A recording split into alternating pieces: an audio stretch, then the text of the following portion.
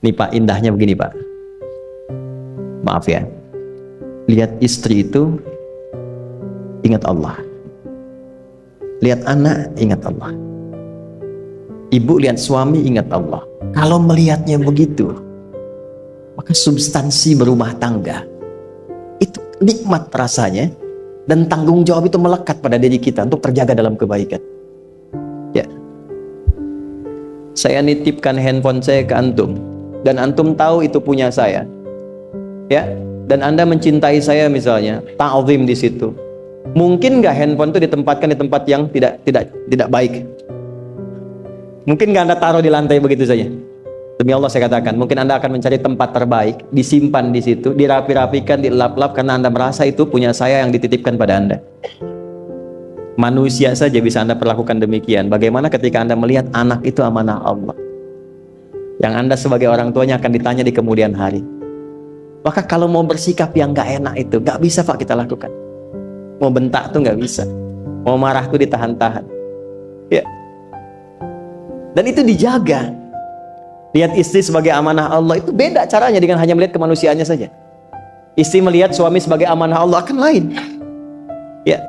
Makanya akan selalu sempat dan optimal merawat istri sendiri dibandingkan lihat-lihat istri orang. Begitu sebaiknya. Ibu pun tidak harus berharap, kenapa ya suami saya nggak seperti Ustadz? Harapan yang sia-sia. Sudah ada turunan hikmahnya. Nah itu ada latihannya. Latihannya apa? Alladzina yadhkurunallah, dzikir. Jadi kalau zikir itu sudah kuat dalam diri kita, ya sudah menghadirkan esensi zikir dalam diri kita, yang dilihat semuanya itu semua anugerah Allah Subhanahu wa taala. Jadi saat dia gembira itu dia bersyukur, dan saat dia sedang mengalami duka dia bersabar. Semua sama sebagai ibadah. Ajaban li amril mu'min. Kalau sudah seperti itu, kata Nabi, perkara hidupnya mengagumkan, gak ada keluhan. Itu latihannya zikir. Nah, zikir ini di Quran diturunkan dalam bentuk yang pokok berupa amalan ritual. Karena itulah semua bentuk amalan ritual disebut dengan zikir. Jadi kalau kita ingin hadirkan sifat tadi, maka cara pertama tingkatkan ibadah ritual. Salat. Apalagi? Al-Quran. Saya ambil dua dulu lah, supaya nggak banyak-banyak dulu. Yang pokok salat, yang kita lakukan tiap hari. Tinggal kuantitas dan kualitas kita tingkatkan. Maaf, lihat sini baik-baik. Salat itu di Al-Quran disebut dengan zikir. Dalilnya Quran surah ke-20 ayat ke-14. Dan langsung disarikan dengan fungsi ibadah sebagai fungsi hidup kita. Sudah? Perhatikan baik-baik. Innani anallah la ilaha illa ana fa'budni wa aqimis salata lidzikri. Itu dalilnya. Sayalah Allah, kata Allah. La ilaha illa ana, tidak ada Tuhan yang layak dipertuhankan dan layak disembah kecuali saya, Allah. Allah. Bagaimana kenal Allah sebagai Tuhan? Ya, yang layak disembah, yang harus dipertuhankan. Kenalnya bagaimana? Mendekatnya bagaimana? Fa'budni, sembah saya supaya kamu kenal saya, dekat dengan saya, tahu saya. Bagaimana caranya? Wa aqimis shalah, tunaikan salat. Jadi kalau pengen dekat dengan Allah, terkoneksi kepada Allah, tersambung, punya sifat tawakal yang kuat, nih tingkatkan salatnya, tambah. Makanya tiap hari kita sholat 5 waktu itu untuk membangun konektivitas dengan Allah. Sebab kalau sudah dekat, aksesnya pun terbuka semua. Itu maksudnya. Anda dekat dengan pimpinan, akses di perusahaannya kan mudah untuk diakses. Ya kan? Kita punya kenalan yang kuat, yang punya sesuatu, aksesnya mudah dibuka. Kita kenal Allah dan dekat dengan Allah, apa yang sulit bagi Allah? Dan ini kita yakin. Nah sekarang Allah kasih jalan. Coba lihat orang-orang dulu, ya. Mereka ketika akan melatih dirinya untuk tersambung kepada Allah, sholat semua, termasuk para nabi, rasul. Tapi dahsyatnya, ketika ada apapun dalam kehidupannya yang sulit Allah mudahkan, minta langsung dikabulkan. Dan sangat luar biasanya, seringkali terjadi mintanya lewat sholat. Nabi Zakaria itu kan dihukumi istrinya oleh medis itu menopause dan mandul, maaf, nggak mungkin punya keturunan. Kapan mintanya? Dalam sholat. Mohon sama Allah. Dan itu dikabulkan. Dan diabadikan di Quran dengan surah yang sama, Ali Imran ayat 38 sampai 39. Hunalika da'a Zakaria rabbah qala rabbi habli min ladunka dzurriyyatan thayyibah innaka sami'ud du'a. Ya Allah, mereka mengatakan aku nggak mungkin punya keturunan. Mereka mengatakan istriku punya keterbatasan. Maka aku memohon kepadamu yang tidak punya batas dalam pemberian. Engkau yang maha mendengar. Kalau kepada yang maha mendengar doa saya tidak dikabulkan, mohon tunjukkan kepadaku lewat sholat ini ya Allah, dengan cara apa lagi dan kepada siapa aku mesti memohon.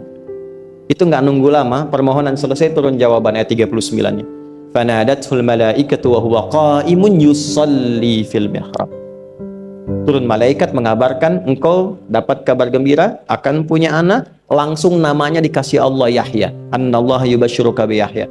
Artinya hidup yang mustahil menurut manusia, lahir dari rahim seorang perempuan, maaf, yang divonis monopause dan mandul, bayi yang hidup, kata Allah nggak ada yang mustahil, lahir dan terjadi itu. Yahya, John, lahirlah. Kapan terjadinya? Saat sholat. Karena itu saat dipanggil sholat, itu isinya tuh kan doa semua. Silakan ngecek, isinya doa semua. Dari mulai takbir, sujud sampai salam, isinya doa semua. Itu konektivitas kita dengan Allah, minta. Kapan itu bisa terkabul dengan cepat doanya? Kapan selesai urusan kita? Kalau koneksinya bagus. Makanya disebutnya zikir, yang terhubung, yang nyambung. Semakin kenal, semakin dekat, semakin mudah. Kadang belum minta, sudah diberi. Ada yang orang belum berucap, Allah sudah berikan. Sehingga ketika menghadapi masalah yang sama, ringan. Bukan nggak punya masalah, akan dihadapi, diringankan oleh Allah. Masalah yang sama, ini sampai ribut, adu argumentasi. Orang ini cuma senyum, selesai. Betapa banyak masalah kecil diargumentasikan jadi besar, akhirnya problem. Tapi tidak sedikit masalah besar dihempaskan di atas sajadah. Ketika koneksinya dengan Allah itu kuat, tiba-tiba hilang seketika, selesai. Makanya Nabi Yakub kalau punya masalah, yang beliau lakukan apa? Dia bentangkan sajadahnya, dia sholat, dia mohon kepada Allah. Itu dilestarikan di Quran surah ke-12 Yusuf ayat ke-86. Aku tuh kalau sedang punya masalah apapun, ya aku bangun konektivitas dengan Allah. Innama ashku bathi wa huzni ilallah.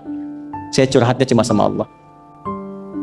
Ini Pak, ini bagian pertama. Nah, jadi kalau ingin semakin kuat, sampai ada masalah diringankan, mau kerja dibukakan pintunya, itu ada jenisnya. Yang pokok ada 5 waktu, 17 rakaat. Yang detil itu ada pada sunnahnya. Dan itu hebatnya dalam Islam. Dijelaskan caranya, disebutkan tujuannya, dan diterangkan hikmahnya. Contoh, kita sekarang jam berapa?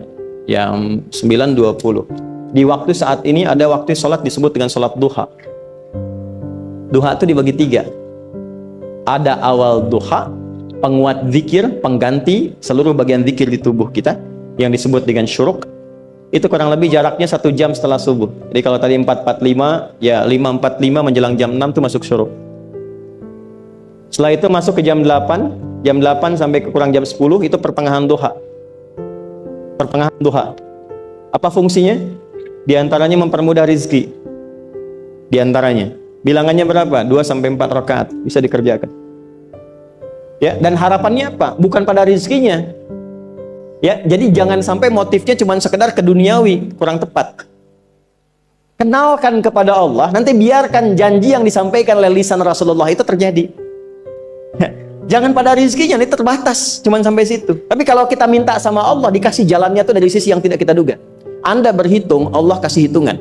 Anda tak berhitung, Allah kasih apa yang tidak pernah Anda hitung sebelumnya. Itu poinnya. Maka lakukan sholat, dekati. Itu yang disebut sholat duha. 2 rakaat, tambah lagi 2. Untuk kenal Allah. Kalau sudah merasakan dekat, sudah nyaman, sudah enak, muncullah kemudian kesan dalam hati. Terserah Allah mau kasih berapa. Yang penting sudah enak, sudah damai. Di titik itulah kemudian Allah limpahkan dari apa yang nggak pernah kita duga sebelumnya. Tiba-tiba keluar, kok ada telepon, dapat proyek, dapat macam-macam. Tapi tujuan sholatnya bukan untuk proyeknya. Buat kenal Allah, ulul albab ini. Kalau cuma pengen lancar, baru serabutnya. Kalau cuma pengen lulus proyek, itu baru daging luarnya. Ulul albab itu kenal Allahnya, sehingga dia tahu akses intinya tuh itu. Itu poinnya. Dan gak mahal. Emang kalau sholat duha di Anur bayar Pak? pakai biaya. Baiknya luar biasa. Sudah? Satu. Kalau mau lagi misalnya, ini yang paling dahsyat nih. Dibimbing kita sampai ke posisi terbaik di apapun itu. Jadi ayah terbaik, ibu terbaik. Ya, jadi karyawan strategis, di militer terbaik. Terbaik tuh gini, di tempat terbaik yang memuliakan tuh makom namanya. Makanya kuburan sering disebut makam kan? Ya kan? Maksudnya apa? Maksudnya Anda selama hidup berkaryalah yang baik, ibadah yang benar, sehingga Anda wafat pun terhormat. Ya, kata makom itu pertama kali di Al-Baqarah ayat 125, makom Ibrahim. Ya. Ketika Allah sampaikan dalam Al-Qur'an, didapatkan di situ makom Ibrahim, wa idz ja'alna al-baita matsabatan lin-nasi wa amna wattakhidhu min maqami Ibrahim. Makanya kalau kita tawaf, itu dari mulai Hajar Aswad kan sampingnya dekat sekitar 5 meter ada makom Ibrahim kan? Itu tapak kaki pertama beliau meninggikan pondasi Ka'bah, dan di situ diabadikan kemuliaannya sampai beliau wafat. Dikenal sampai sekarang. Ya, setelah sekian abad. Jadi kalau kita ingin terhormat dan masih dikenang sampai kapanpun, itu makom namanya. Tapi ada cara yang lebih hebat. Anda di posisi itu, lawan pun mengakui memang Anda yang pantas ada di situ. Itu namanya makom mahmuda. Makom mahmuda. Siapa yang bikin urutan 100 tokoh paling berpengaruh di dunia? Siapa? Saya tanya, yang nulis siapa namanya? 100.000?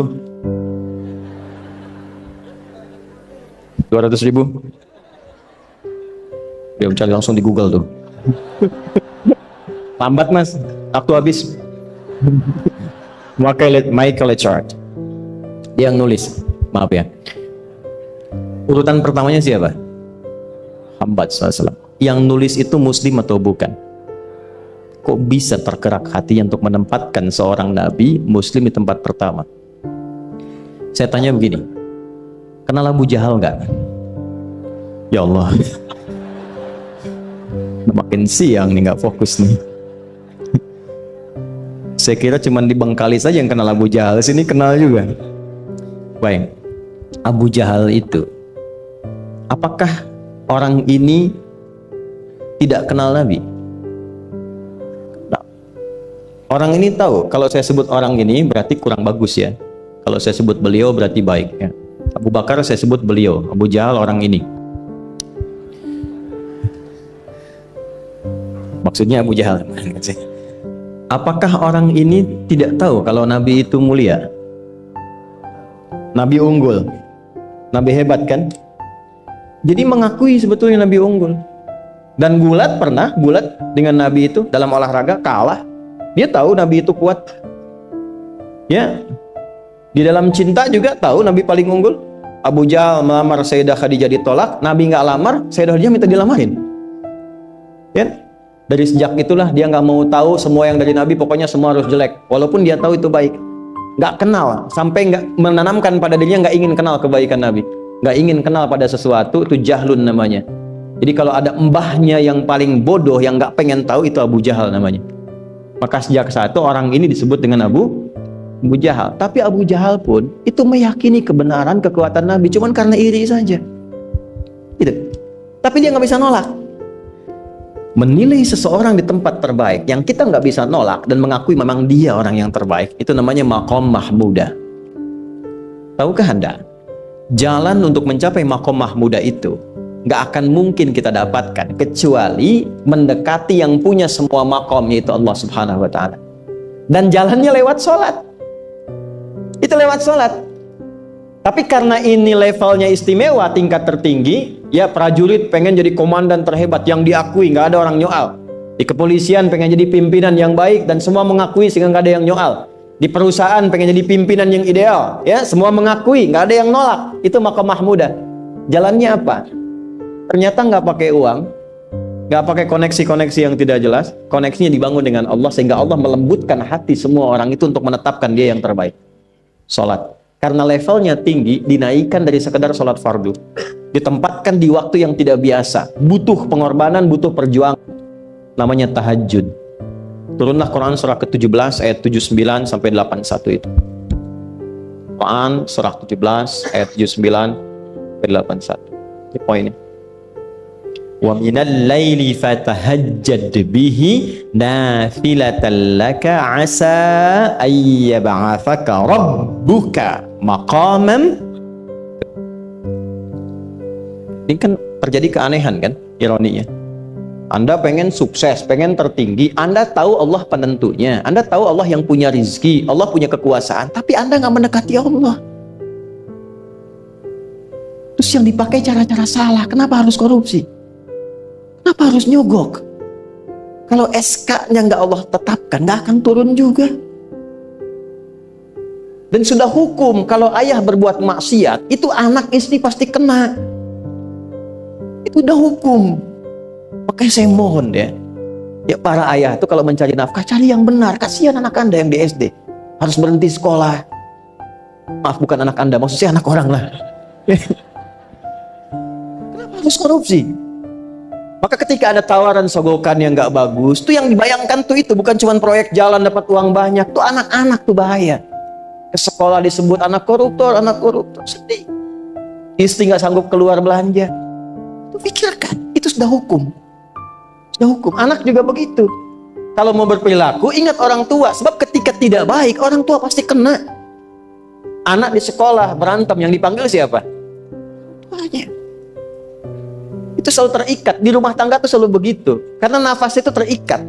Semua saling mengikat. Babnya itu jelas. Nah, balik ke sini. Kalau ingin tingkat yang tertinggi, dekati pemiliknya Allah. Ini. Makanya tuh harus punya itu. Itu ringan kalau sudah punya itu tuh. Allah, saya punya Allah. Kita mau apa? Takut hidup. Nabi ditodong pakai pedang. Siapa yang menyelamatkan Muhammad sekarang? Ringan Nabi jawab, Allah. Jatuh pedang. Dibalik, kamu siapa yang menyelamatkan kamu? Bingung. Dan punya Allah itu luar biasa. Ini yang harus tanamkan pada jiwa. Punya Allah sebagai Tuhan. Kalau sudah dekat, kenal, baik dengan itu, akses mudah semua. Dan yang paling indah itu apa? Menerima apa yang Allah tetapkan. Hari ini nggak dapat, alhamdulillah. Saya masih dikasih jalan. Alhamdulillah, besok belum dapat. Ada akumulasi, paham. Nah itu nggak mungkin bisa dapat rasa itu. Salah satunya, ikhtiarnya apa? Nih tahajud. Dan hebatnya kenapa sholatnya disebut tahajud? Tidak disebut sholat hajat. Ada hajat, ada tahajud, beda. Hajatun, hajada, hajadun, ada tahajjada ya tahajud, tahajud, beda. Tahajud, di situ aja. Ini sengaja nggak saya hapus nih. Mana staf saya? Oh, foto nih ya. Saya hafal insya Allah. Tahajud. Asalnya dari kata hajada, gini, ha, jim, dal. Ditambah ta di depannya, lalu ada tasydid sebelum akhirnya. Nih. Ini akarnya 3 huruf, ha, jim, dal. Hajada itu asalnya bangun dari tidur malam. Tidur dulu, lalu bangun setelah itu. Itu hajada. Pelan-pelan. Paham sampai sini? Kita teruskan. Kalau kita ingin berusaha untuk bangun, mengoptimalkan diri untuk bangun, maka tambahkan tak di depannya. Berusaha untuk mendapatkan atau mencapai sesuatu. Kalau yang kita akan lakukan itu tidak mudah, nggak gampang bangunnya, sehingga butuh rencana, butuh persiapan, ya kan? Maka tambahkan tasydid sebelum huruf akhirnya. Dari kata syiddah, apa yang mau dikerjakan ini nggak mudah. Memang pengen bangun itu jam 3. Tapi kan nggak tiba-tiba ujuk-ujuk bangun jam 3, belum tentu. Ya kan? Kita harus rencanakan dulu supaya bisa bangun. Saat bangun tuh siap, bukan cuman bangun. Bangun jam 3, salatnya 4:30, ya kan jauh. Maka untuk bangun jam 3 itu butuh persiapan, nih syiddah. Maka rencanakan. Pasang alarm 3 kali. Misal yang ikhtiarnya jam 2, jam 2.15, jam 2.30. Alarm jam 2 untuk mematikan alarm yang kedua. Gitu kan? Yakin saya Anda kalau pasang alarm malam tuh nggak 1, yakin? Itu bangun, ceklek, mati. Minimal ingat akan ada alarm berikutnya kan? Itulah Allah itu sudah tahu modus-modus kita itu. Karena alim maha mengetahui. Detailnya kan kita lakukan kan Allah sudah tahu. Alarm yang kedua, membangun kesadaran paripurna. Peringatan kedua. Kalau pengen bangun, enggak tertidur. Maka ketika sampai pada alarm ketiga, sudah sadar kita. Oh. Papa Bu, alhamdulillah. Lebih baik telat daripada enggak sama sekali. Bangun. Ini. Kalau kita tarik ke implementasi hidup, pengen level tertinggi itu butuh perjuangan. Latihan dulu, kan? Menguras fisik, energi, tenaga, biaya, hasilnya indah. Tapi ada jalan cepat untuk mendapatkan itu. Nih aksesnya, bangun kepada Allah. Gitu. Kalau kita tingkatkan ini, itu luar biasa. Jadi itu. Jadi. Nah, kalau ini terus ditingkatkan, terus tingkatkan, nanti membangun value yang terasa. Ada nilai-nilai yang terasakan, kita merasa lebih dekat dengan Allah. Yang biasanya tadi dipanggil azan baru ingat sekarang, baru selesai subuh udah ingat isya. Nanti isya bagaimana? Itu kan urutkan. Tapi tetap zuhur juga, zuhur, asar, maghrib, isya. Waktunya kenal jam berapa. Bahkan dipetakan, saya nanti akan ke sini, masjid yang terdekat di situ. Jadi lihat peta itu, ya lihat peta jalan. Saya nggak sebut nama supaya nggak endorse. Itu lihat peta jalan. Itu dia petakan, saya akan sampai di situ jam berapa, durasinya berapa, masjidnya di mana. Kalau tertinggal di situ, di sini saya sholat Jumatnya. Sampai ke situ. Nah, value yang membuat kita semakin meningkat dekat dengan Allah itu takwa namanya. Takwa. Disebutkan sebanyak 240 kali dalam Al-Quran. Nah, intinya itu ini nih. Jiwa takwanya. Kalau ini sudah ada, Allahu Akbar. Silahkan Anda keluarkan semua kata-kata takwa di Quran. Tidak ada kecuali yang indah semuanya. Quran surah 65. 65 itu babnya bab tolak. Surahnya At-Tolak. Tolak itu persoalan terbesar di rumah tangga. Nggak akan bisa terjadi yang demikian itu kalau ada takwa di dalamnya. Nyambung. Kalaupun mesti terjadi, itu spirit takwa mengarahkan pada yang terbaik. Makanya di ayat kedua di ujungnya, sampai ke ayat 3, apa yang terjadi? Di rumah tangga itu kan cuma 2 babnya. Satu masalah dari komunikasi, yang kedua materi. Perhatikan, wa may yattaqillaha yaj'al lahu makhraja wa yarzuqhu min haitsu la. Siapapun yang mampu meningkatkan takwanya kepada Allah, pakai man tuh, setiap personnya. Suami, istri, ayah, ibu, anak, satu keluarga mencoba meningkatkan takwa. Dia tahajud, bangun semua ingatkan. Bangun semua tahajud, salat duha, yuk ingatkan dimanapun. Alhamdulillah. Apa yang terjadi ketika dilakukan? Apa jawab Allah? Yaj'al lahu makhraja. Nggak pakai alif lam, makhraja. Masalah apapun yang engkau alami. Suami berangkat ada masalah. Ada masalah umum yang semua orang mengalami itu. Tapi yang ini enggak. Kena macet, ada macet, dia mau berangkat, tiba-tiba diarahkan, jangan lewat situ Pak, macet, Bapak kesini aja. Ya. Pak ikut kami saja Pak, tiba-tiba patwal datang, ayo ikut. Ya, itu bisa terjadi. Wa yarzuqhu min haitsu la yahtasib. Bahkan rezekinya pun itu datang dari sisi yang nggak diduga. Nggak nyangka ya, emang nggak disangka-sangka datangnya. Ya, habis sholat tiba-tiba telepon masuk, belum selesai proyek ini ada permintaan itu. Beda istidraj dengan takwa itu lain. Kalau istidraj itu bertambah tapi lupa Allah. Hati-hati. Proyek nambah, sholat lupa. Hati-hati. Hati-hati ya. Pekerjaan menambah, omset nambah, tapi nggak pernah bisa ngaji. Nggak pernah mampu sholat. Hati-hati itu. Dan paling bahaya kalau itu nambah terus sehingga membuat lupa semua ibadah. Itu istidraj namanya. Istidraj. Ancamannya akhirat tuh, hati-hati. Segera ingat, segera ingat. Tapi kalau semakin nambah, semakin ingat Allah, itu anugerah. Karena Allah telah menilai hamba ini paham menjalani kehidupan, sehingga dia ngerti. Makanya Utsman, Abdurrahman bin Auf, setelah masuk Islam, hartanya makin nambah. Karena kenapa? Karena telah dinilai layak mengelola harta, paham cara mengelolanya.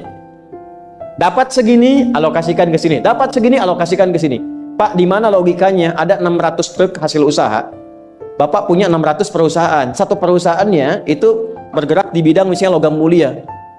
Ya, ada emas, ada berlian, ada macam-macam dan sebagainya. Satu kali Anda berhasil mendapatkan kurang lebih 600 truk logam mulia di dalamnya. Mau datang kemudian ke tempat Anda di jalan. Tiba apa yang terjadi? Ada komen tetangga kepada Anda. Misal, komennya nggak langsung, cuma ke teman tetangga Anda dengar. Waduh, Pak Asep hisabnya luar biasa kayaknya ya. Hisabnya, bukan berliannya. Hisabnya luar biasa, terus nyampe di telinga Anda. Kira-kira ketika mendengar itu respon Anda apa? 100.000? Bingung kan? Bingung. Lihat Abdurrahman bin Auf, jazakallahu khair.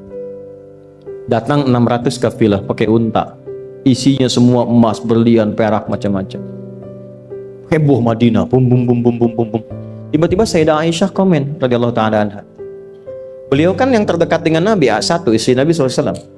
Jadi kalau sudah ring satu Nabi, ada yang komen, kita tuh cuman 3 sikapnya. Like, share, and subscribe. Gak usah ikut komen lagi. Sukai, share, subscribe. Ikuti jalannya. Apa komennya? Secara singkat, kama qalat. Aku pernah mendengar Nabi SAW mengatakan, Abdurrahman bin Auf itu agak lambat hisabnya. Ya, selambat-lambatnya cepat juga dibanding kita kan? Ya? Maksudnya apa? Ingin menggambarkan betapa banyak kekayaannya.